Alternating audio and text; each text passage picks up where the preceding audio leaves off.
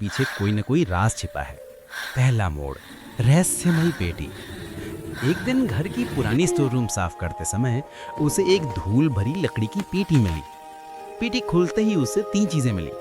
1 20 साल पुरानी डायरी, 2 एक पुरानी कुंजी, 3 आधा फटा हुआ एक फोटो जिसमें एक लड़की का आधा चेहरा था। डायरी के पहले पन्ने पर लिखा था, अगर तुम ये पढ़ रहे हो तो तुम सच्चाई के करीब हो। आरव की सांसें रुक गई। डायरी आगे पढ़ने पर पता चला कि वो तस्वीर उसकी बड़ी बहन अनया की है, जिसके बारे में परिवार ने हमेशा कहा था कि वो बचपन में ही मर गई थी। लेकिन डायरी में साफ लिखा था, अनया मरे नहीं, गायब हुई थी। अंतिम पन्ने पर लिखा था, अधूरी तस्वीर का सच बोरसाड़ हवेली मिलेगा। वही हवेली जो गांव में भूतिया हवेली के नाम से मशहूर थी।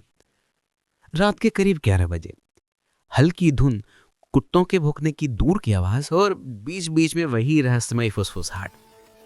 आरव टॉर्च लेकर अकेला ही हवेली की ओर निकल पड़ा।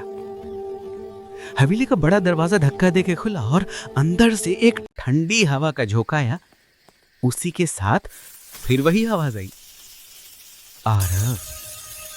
इस बार वो आवाज साज थी, जैसे किसी दीवार, किसी कमर के अंदर से आ रही हो। हवेली की एक दीवार के पास उसे वैसे ही लकड़ी की पेटी मिली जैसे घर में मिली थी। उस पर वही कुंजी ठीक से फिट हुई। अंदर एक कागज था, सच्चाई नीचे है। पेटी हटाते ही नीचे एक गुप्त दरवाजा दिखाई दिया। आरव सीढ़ियां उतरकर नीचे गए। तहखाने में एक दीवार पर वही तस्वीर टंगी थी, लेकिन इस बार दूर ही। तस्वीर पूरा रोशनी में एक लड़की का चेहरा देखा, कमजोर, डर से भरा, लेकिन उसके चेहरे में एक अजीब सी पहचान। आरव की आंखें नम हो गईं। दीदी, लड़की ने कांपते हुए कहा। आरव, तुम आ गए। मुझे पता था तुम एक दिन जरूर आओगे। अनाया जिंदा थी। अनाया ने बताया सच। 15 साल पहले उनके लालची चाचा ने अनाया को अगवा कर हवेली में बंद कर दिया था, क्योंकि जमीन का एक बड़ा हिस्सा उसके नाम था।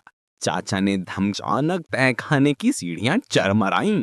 चाचा नीचे आया, हाथ में चमकता हुआ चाकू। आज दोनों खत्म, वो चिल्लाया। आरव बनाया दीवार के पीछे छुप गए। टॉर्च बुझ चुकी थी, पूरा अंधेरा। यही अंधेरा जिससे आरव बचपन से डरता था, लेकिन आज उसे अपनी बहन की जान बचानी थी। आरव का डर टूट गया। आरव ने पीछे से चाचा पर टूट पड़ा, उसका हाथ पकड़ा, चाकू जमीन पर गिर गया। दोनों भाई बहन सीढ़ियों की ओर भागे। बाहर गांव वाले लैंटर्न लेकर पहुंच चुके थे, क्योंकि आरव ने घर से निकलने से पहले फोन पर लोकेशन भेज दी थी। गांव वालों ने चाचा को पकड़ लिया। अधूरी तस्वीर पूरी हो गई। घर लौटते ही माँ फफक कर रो पड़ी। उन्होंने अनाया को कसकर गोली लगा लिया। माँ बोली, आज मेरी अधूरी तस्वीर पूरी हो गई। आरव ने उस वक्त पहली बार महसूस किया, डर हमेशा खत्म हो जाता है, पर परिवार कभी खत्म नहीं होता। और उस दिन के बाद उसे कभी कोई फुसफुसाहट नहीं सुनाई पड़ी।